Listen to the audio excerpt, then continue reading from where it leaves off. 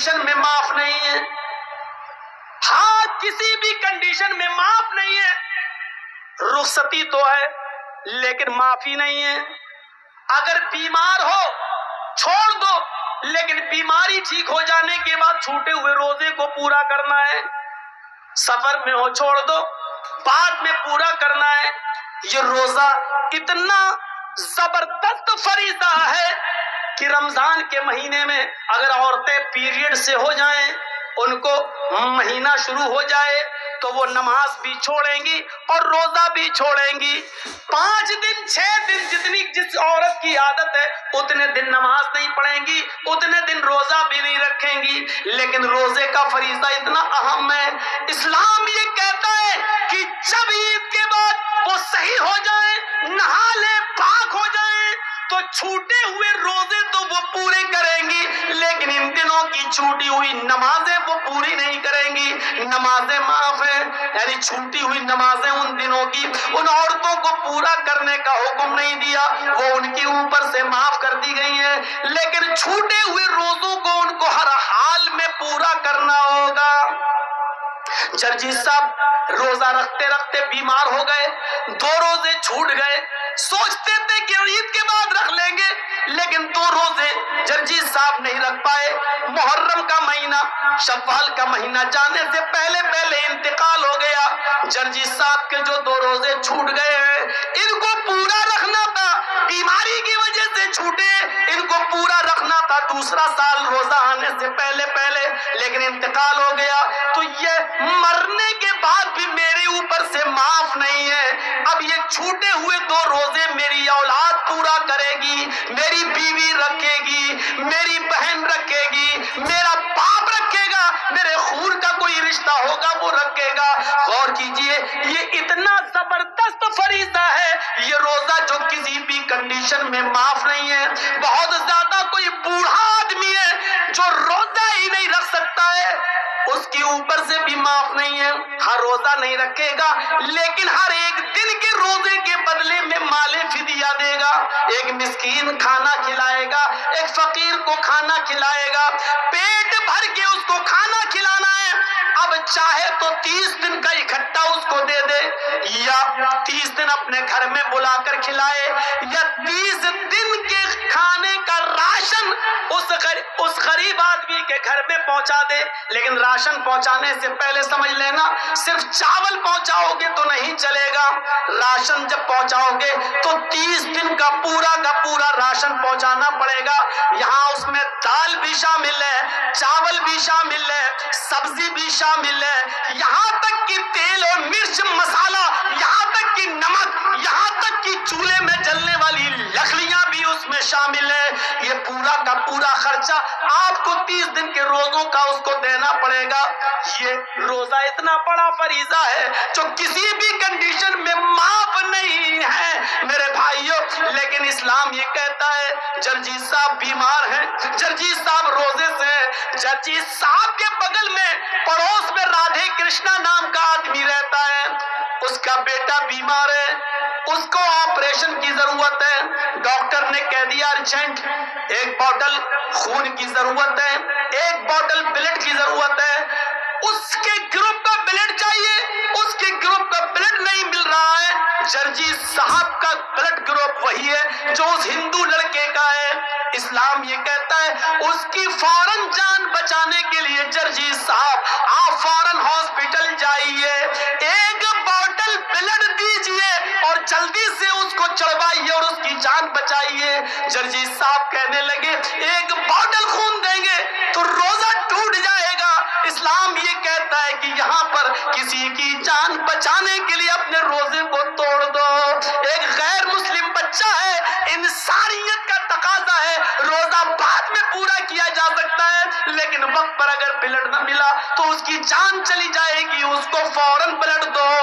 جرجیت صاحب کو اپنا روزہ توڑنا پڑے گا اور روزہ توڑ کر بلڈ دے کر اس کی جان بچانا پڑے گی.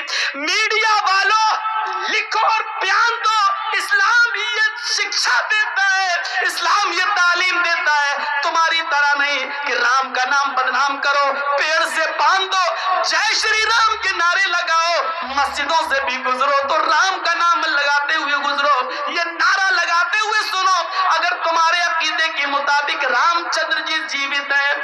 زندہ ہیں تو یقین مانو کہ ان کی آتما اندر سے کتنی دکھی ہو رہی ہوگی، ان کی آتما اندر سے کتنی رو رہی ہوگی کہ میں نے تو اپنے شاگردوں کو، اپنے چیلوں کو ایسا رام دھرم بنانے کے لیے نہیں کہا تھا، ایسا تو نہیں کہا تھا، لیکن آج یہ کتنے گر چکے ہیں کہ اپنے سوارتھ کے لیے ہم کو مسجدوں کے باہر بھی نیلام کر رہے ہیں۔ ذرا تصور کیجئے، یہ اسلام ہے جو ہمیں جوڑتا ہے، یہ اسلام ہے جو ہمیں مانتا اور انسانیت سے جوڑتا ہے۔ یہ اسلام کی شکشا ہے، اسلام کی تعلیم ہے، اسلام کی دعوت ہے۔ ہم ہیں کہاں؟ ہمیں بہت غور کرنے کی ضرورت ہے۔ یہ اسلام ہی ہے جو کہتا ہے واللہ لا یؤمن، اللہ کی قسم وہ مومن نہیں۔ حضرت عائشہ پوچھتی ہے کون مومن نہیں؟ اور اللہ کے نبی کہتے ہیں وہ مومن نہیں جو خود پیٹ بھر کے کھانا کھا لے اور اس کا پڑوسی بھوکا سو جائے۔ اور پڑوسی میں ہندو اور مسلمان کی کوئی قید نہیں لگائی، پڑوسی ہے چاہے وہ جو بھی ہو۔ حضرت عبداللہ ابن عمر بڑے صحابی گزرے ہیں، ان کا پڑوسی یہودی تھا، ان کے گھر بچہ پیدا ہوا، کس کے؟ عبداللہ ابن عمر کے گھر میں ڈیلیوری ہوئی، ولادت ہوئی، بچہ پیدا ہوا۔ 7ویں دن انہوں نے اپنے بچے کا عقیقہ کیا۔ جب 2 جانور لے آئے اور گھر میں باندھ دیا تو اپنی بیوی سے کہا دیکھو بیوی، جب 7ویں دن یہ بکرے دونوں ذبح ہوں گے اور گوشت پک جائے گا تو پڑوسی کو ضرور پہنچا دینا۔ پڑوسی کون تھا؟ یہودی۔ ذرا اس بات کو سنتے رہیے گا، پڑوسی کون تھا؟ یہودی۔ اور عبداللہ ابن عمر کیا کہہ رہے ہیں؟ پڑوسی کو ضرور پہنچا دینا۔ بیوی نے کہا ٹھیک ہے۔ جب عقیقے میں 5 دن رہ گئے تو کہا دیکھو جب یہ جانور ذبح ہوں گے، گوشت پک جائے تو پڑوسی کو ضرور دے دینا۔ بیوی نے کہا ٹھیک ہے۔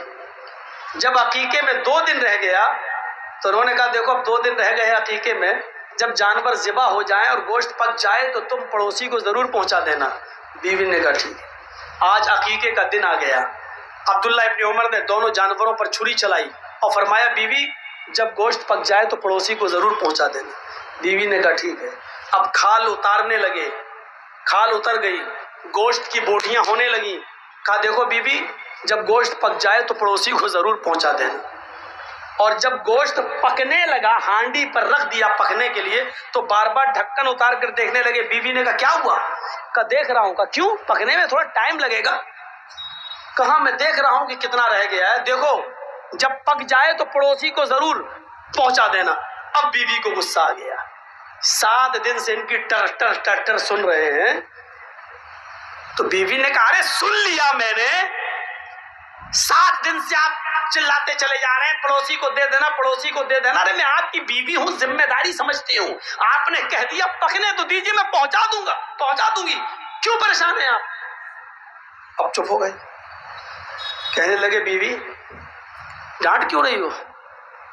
کہا بار بار کہتے چلے جا رہے کسی بات کو، ارے میں نے آپ نے کہہ دیا، میں نے سن لیا، میں پہنچا دوں گی، پکنے تو دیجیے۔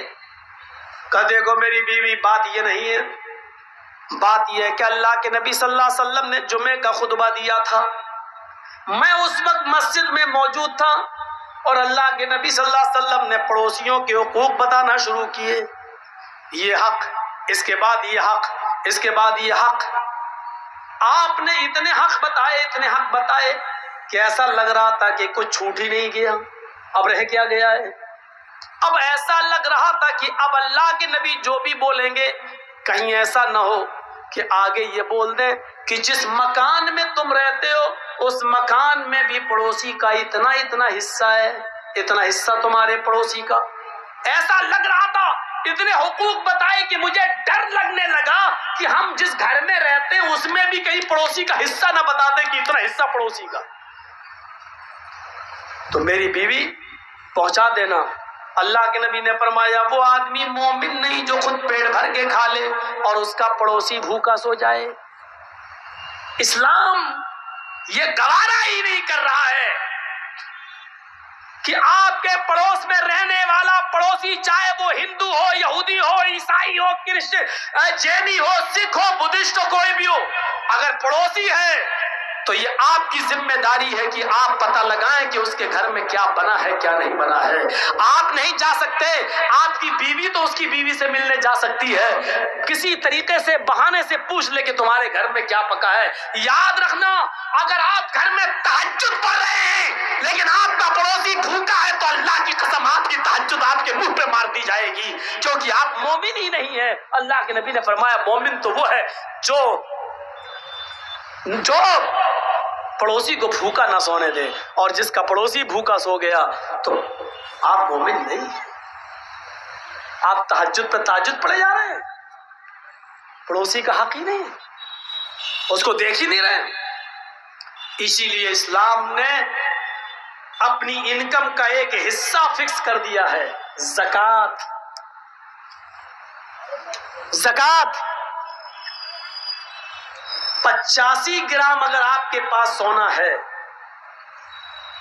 تو آپ پر زکوٰۃ ہے، یا 595 گرام سونا جس کو ہمارے یہاں بولا جاتا 52.5 تولے چاندی، 52.5 تولے چاندی، 52.5 تولے چاندی کا وزن عرب کے حساب سے 595 گرام اگر چاندی ہے تو آپ کے اوپر زکوٰۃ فرض ہے۔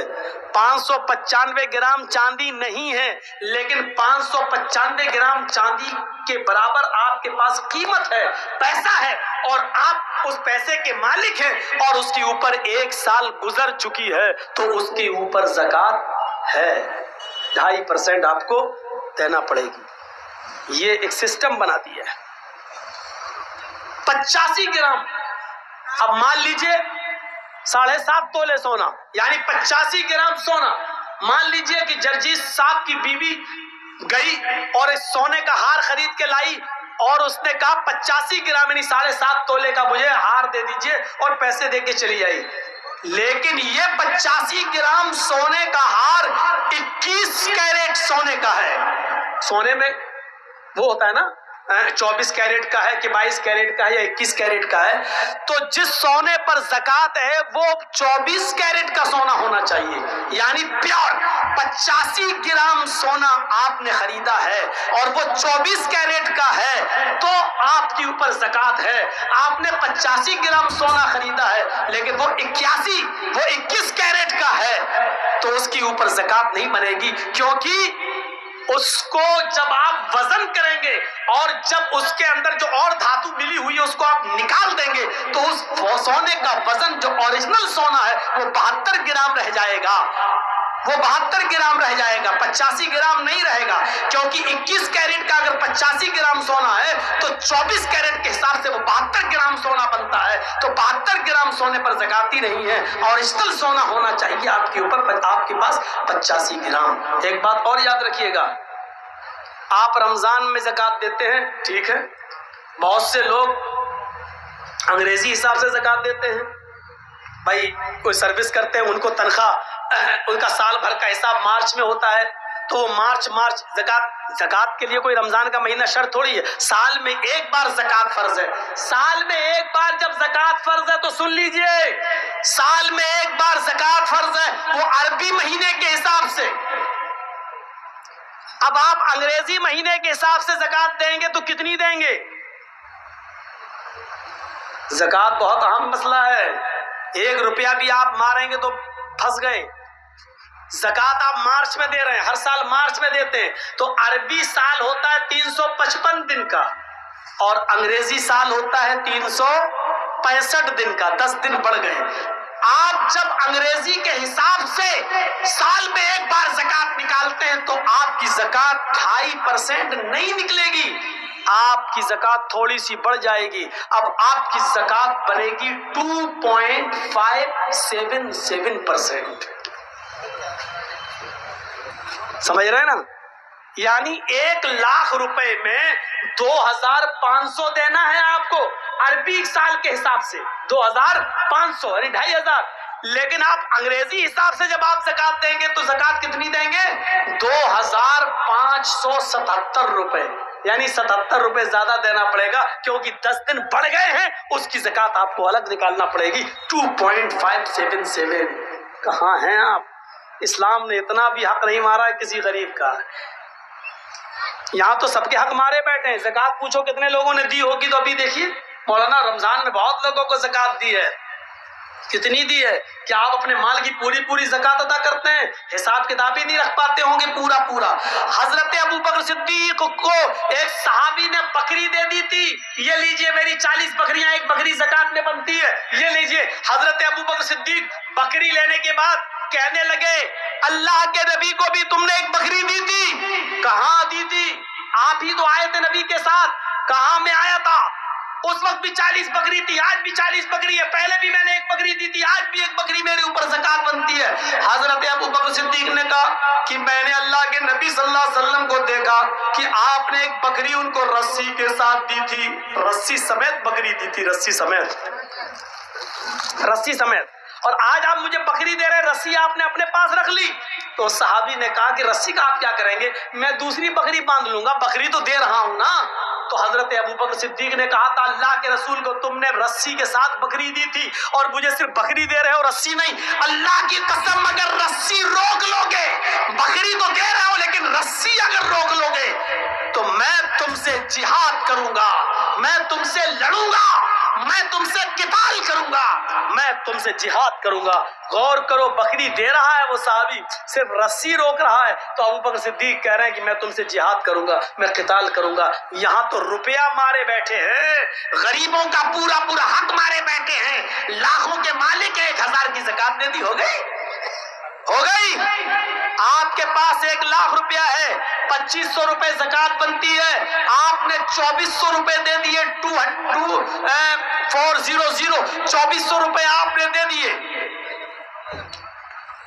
2400 2400 روپے آپ نے دے دیے، 100 روپے روک لیا یا نہیں دیا، آپ کی 2400 روپے کی زکات بیکار، آپ نے غریبوں کا حق مارا ہے۔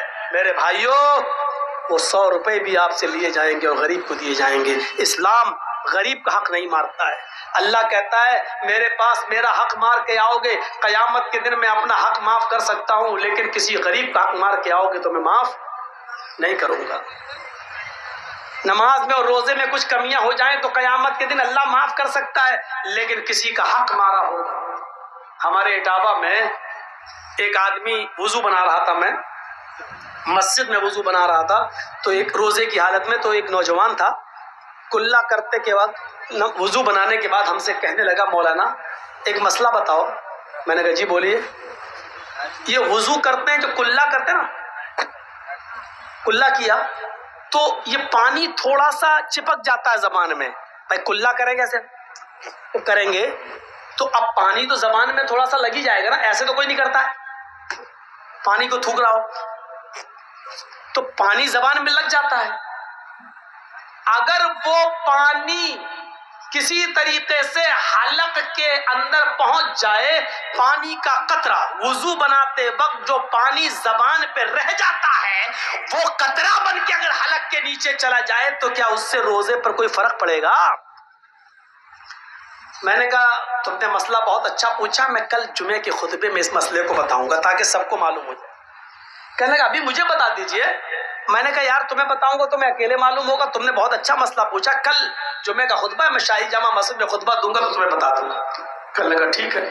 اگلی صف میں بیٹھا تھا وہ آدمی، میں نے پورے دن بھر اس کا بایو ڈاٹا تلاش کیا کہ بڑا متقی آدمی ہے، بڑا پرہیزگار آدمی ہے، بڑا نیک آدمی ہے، اتنی سی بات پوچھ رہا ہے تو اس کا بایو ڈاٹا دیکھیں کہ کون ہے کیا ہے۔ تو اس کا بایو ڈاٹا ملا تو بہت کچھ ملا۔ تو میں نے جمعے کے خطبے میں یہ بات کہی کہ آج اس کا نام نہیں لیا، میں نے کہا لوگ آج ہم سے یہ مسئلہ پوچھتے ہیں کہ وضو بناتے وقت اگر وضو کا بچا ہوا پانی زبان پہ رہ جائے اور حلق کے ذریعے اس کا کوئی قطرہ پیٹ میں چلا جائے تو روزے پہ کوئی فرق پڑتا ہے؟ پانی کے ایک قطرے کو حلق کے ذریعے پہنچ جانے پر ان کو لگتا ہے کہ روزے پر کوئی فرق پڑتا ہے یا یہ مسئلہ وہ پوچھتے ہیں جو اپنی بہنوں کا حق مارے بیٹھے ہیں، اپنی بیٹیوں کا حق مارے بیٹھے ہیں زمین و جائیداد میں، جب ان کی زندگیوں پر اپنی بہن اور بیٹیوں کا حق مارنے سے ان کی زندگیوں پر کوئی فرق نہیں پڑ رہا ہے، ایسے لوگ یہ مسئلہ پوچھتے ہیں کہ پانی کا ایک قطرہ اگر حلق کے نیچے اتر جائے تو روزے پہ کوئی فرق پڑے گا یا نہیں پڑے گا؟ کیسے متقی اور پرہیزگاری دکھائی دے رہی ہے اس مسئلے کے اندر، لیکن نتیجہ کیا ہے؟